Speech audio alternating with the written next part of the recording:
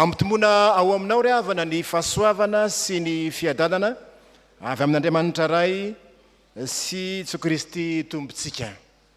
Sokafy an'olontsika ry havana ny Galatiana toko 5 epistily ho an'ny Galatiana toko 5 ny andininy fa 9 zafatka hatramin'ny fa 9 zay efa novakina tamintsika teo ihany.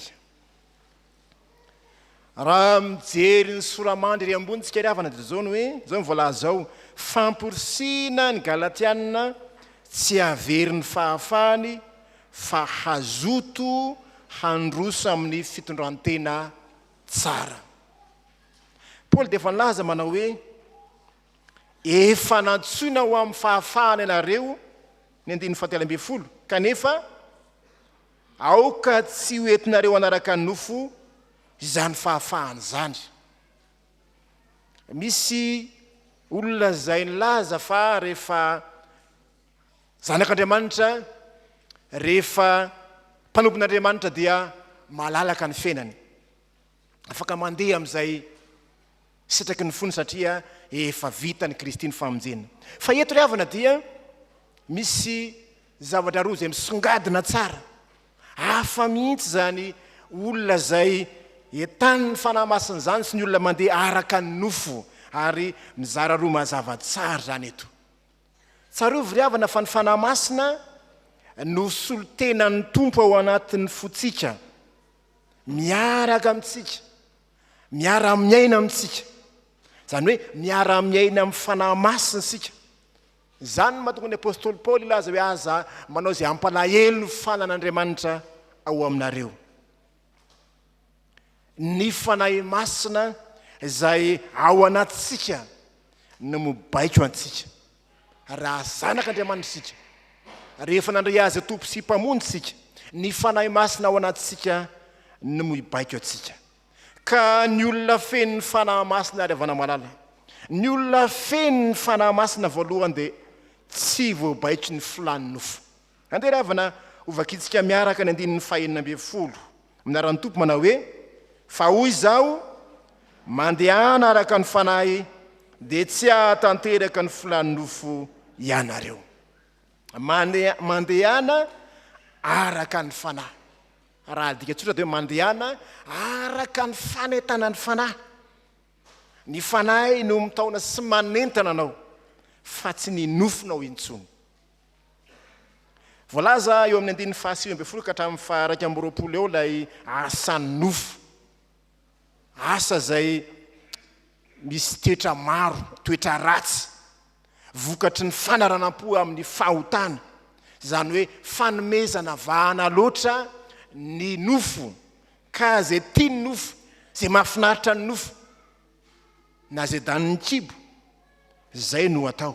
Hoy ny 9 fa miariary ny asan'ny nofo dia zao fijangajangana, ny fahalotona, ny fijejejona, ny efa maro be tany saina eo.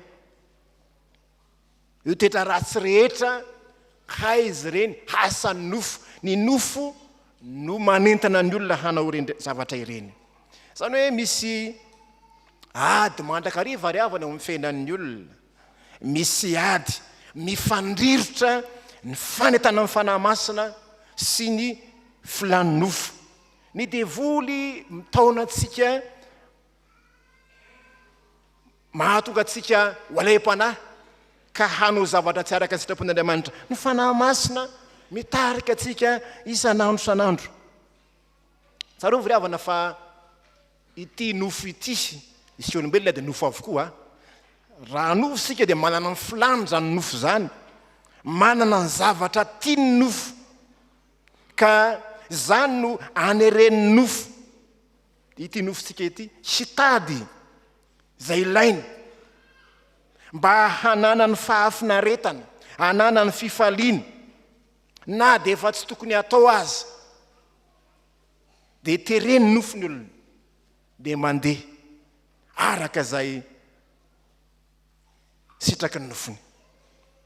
Sareo ry havana fa sarotra ny mamolaka sy mifehy ny filan'ny nofo. Isika raha to dia manana ilay fomba fiteny manao hoe sarotra miala amin'ny, sarotra miala amin'ny mahazatra. misy zavatra efa nahazatra tao amin'ny fahotana sarotra miala amin'izany. Misy olona efa tamana amin'ny ratsy sarotra vao tafalao ratsy manaiky io tarihan'ny fanahy masina izy. Tsarovy ry havana fa ny filan'ny nofo dia tsy ny akory fa ny toetsika mpanota izay voatarika mandrakariva ho amin'ny fahotana. Fa rehefa manaiky hanjakan'ny tompo ny fiainan'ny olona ray dia resy zany filan'ny nofo zany ka ny herin'ny tompony ray no miasa ao anatiny mibany toerana eo amin'ny fiainany mibaiko azy amin'izay rehetra ataony na inona. Rehefa manaiky hanjakan'ny tompo ny fiainantsika dia tsarovy resy zany filan'ny nofo zany. Ka azo lazaina hoe tsy tompony tena nintsony izy fa i Jesoa Kristy no mandidy sy manapaka ny fiainany ka tsy afaka manao ny inona amin'ny tsony ny nofo sy ny filany. Ny olona mandeha tsy voabaiki ny filan'ny nofo ry havana dia olona mandeha araka ny fanetana ny fanahy masina izay ao anatiny. Ry havana ao amin'ny tompo maneke ary maneke ny fitarihan'ny fanahy masina anao satria io ny solo tenan'ny tompo miaraka aminao, mitarika anao, manampy anao, misolo vava anao, mampahery anao amaha kristianina anao. Io fanahy masina io tsy maintsy mitarika anao amin'ny zavatra tsara sy madio mifanaraka amin'Andriamanitra trano. Zay no ataony io fanahy masina io. Fa raha misy mitarika anao mitona anao ny zavatra ratsy sy mendrika, ialao zany, toero zany, toero sy ny filan'ny nofo satria ny nofo dia tsy mahay manao ny sitrapon'Andriamanitra. Hoy ny Romana 8:9 izay ao amin'ny nofo izy dia tsy mahay manao ny sitrapon'Andriamanitra. Izay eo amin'ny nofo dia tsy mahay manao ny sitrapon'Andriamanitra. Amin'izao vanim-potoana izao ry havana dia vanim-potoana izay mampirongatra be dia be ny asan'ny nofo, ny filan'ny nofo izay mitarika antsika handany fanetana amin'ny fanahy masina. Dia nio tsara ireo toetra sy fomba ratsy maro izay voalaza ireo, fa toetra ny olona izay tsy manaiky ho tarihan'ny fanahy masina. Ireo toetra maro izay lazaina ireo: ny fijangajangana, ny fahalitoana, ny fijejejona, ny fanompoan-tsampy, ny fanaovana adi-lahy, ny fandrafiana, fifandirana, ny adi-lahy, ny fiafinafonana, fampiandaniana, fisarahana, fitokoana. Moa tsy zany vano zava-misy ankehitriny izay efa Mpitandrina soatra masina antsika, fa ny olona tahaka izany dia olona tsy manaiky ho tarihan'ny fanahy masina. Hoy ny 20, fialonana, fahamamona, filalaovan-dratsy. Fialonana na fidoroana ondika teny hafa, midoroka. Filalaovan-dratsy na hoe finanam-be, zany hoe olona manara-po amin'ny fisotroana ny zava-mahamamo sy ny finanankanina. Zay ny dikan'io filalaovan-dratsy eto. Olona tsy mahafeny filany, tsy mahafeny tendany, fa ny kibony no Andriamanina. Ravana rehetra amin'ny tompo, tsy ho zaho sy anao ane zany, fa zanak'Andriamanitra sika. Faharoa ry havana, ny olona zay feny ny fanahy masina dia mahatanteraka ny tsara araka ny sitrapon'Andriamanitra. Mahatanteraka ny tsara. Voafehy zany ao ny 2 ka hatramin'ny 4, vokatra ny fanahy kosa dia fitiavana, fifaliana, fiadanana sy ny sisa izay mifanohitra tanteraka amin'ireo izay voalaza tery ambony zany. Voalaza fa Andriamanitra ihany ny tsara, vao tsy helitsika no mitory an'izany. Andriamanitra ny tsara, ary tsy misy tsara mihoatra noho izy. Izy ihany natao hoe tsara. Andriamanitra mpanao ny tsara, ary izay nataony dia tsara avokoa. Araka izany dia tsara avokoa ny momba n'Andriamanitra rehetra. Ilay toetra n'Andriamanitra izay tany saina eto zany. lay Andriamanitra zay Andriamanitra ny fifaliana sy ny fiadanana, Andriamanitra ny fahamoram-panahy, Andriamanitra zay tia manao soa amintsika. Zany ndray avana ny toetran'Andriamanitra zay tantarena eto. Toetra ny mpino ihany koa zany, satria isika mpino, isika dia zanak'Andriamanitra ary manahaka an'Andriamanitra ny toetrantsika zay manana ny fanahy ny tompo, ka anafarana antsika mba hiaina amin'ireo olona ara-panahy ireo. Fa ny vokatry ny fanahy ozy dia fitiavana, fifaliana, fahari-po, fahamoram-panahy, fanaovan-tsoa sy ny sisa maro zay tansaina eo. Zay mandeha araka ny fanahy dia mampiseho ny vokatry ny fanahy eo amin'ny fiainana izy, araka ireo andinindreo. Tsy hoe mandà fotsiny ny ratsy, tsy hoe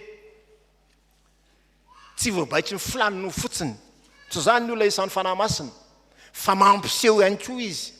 Fa zany ny fiainana kristianina dia fiainana hita maso, tsy azo tsapahitanana ny toetrany eo amin'ny fiarahamonina. Mandehana araka ny fanahy.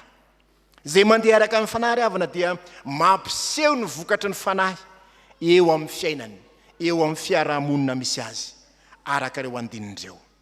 Ny voalohany moa amin'ireny vokatry ny fanahy reny, inona izy teo? Vokatry ny fanahy voalohany dia inona? Fitiavana. Fitiavana.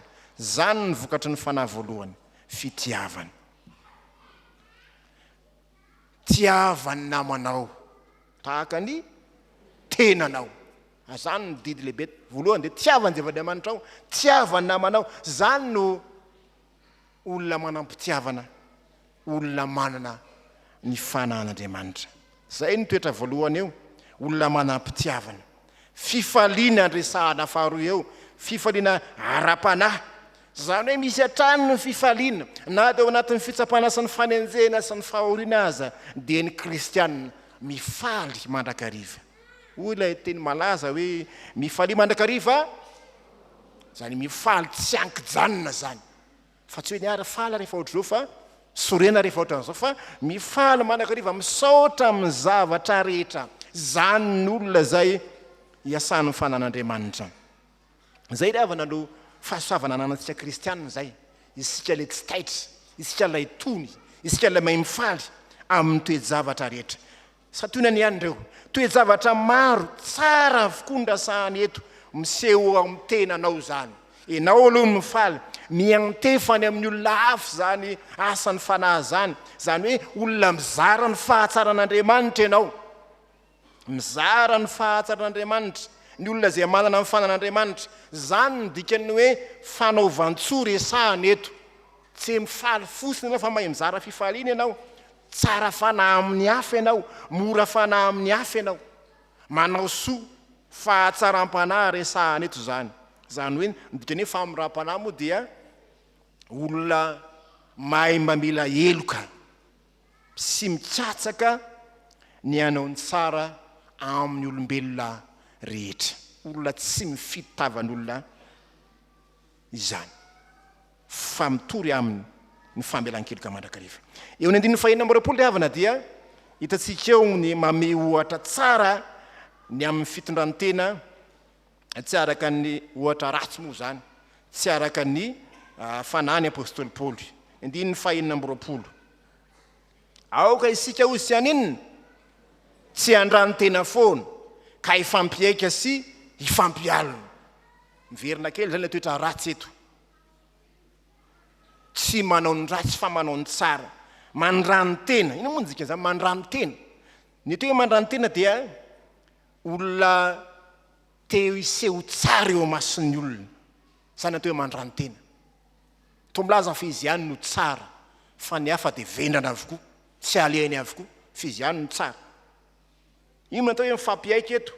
Fampiaika, hifampiaika. Olona manambany ny hafa, zany ny dikan'izany. Olona manambany ny hafa.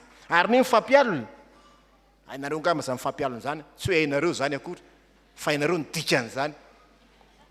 Ny dikan'izany dia zao, olona manao zay tsy ampisonitra ny hafa, fa izy ihany no tiany aninona, izy ihany no tiany hisonitra. tsy toetra ny olona manam-panahy zany dia avana malala fa ny olona manam-panahy dia mizara ny tsara, manatanteraka ny tsara araka ny sitrapon'Andriamanitra. Zanak'Andriamanitra ianao, aoka ny fanahy masina no hiasa betsaka ao aminao. Araka ilay ohatra kely ny fotoanany ankizy sy ny tanora teo dia isika dia olona samy mitovy ihany fa ny ao anatiny no samihafa. Le fitenin'ny tanora hoe vola samy manana fa ninona? Anisany tsy mitovy. Samy zanak'Andriamanitra fa ny ao anatiny.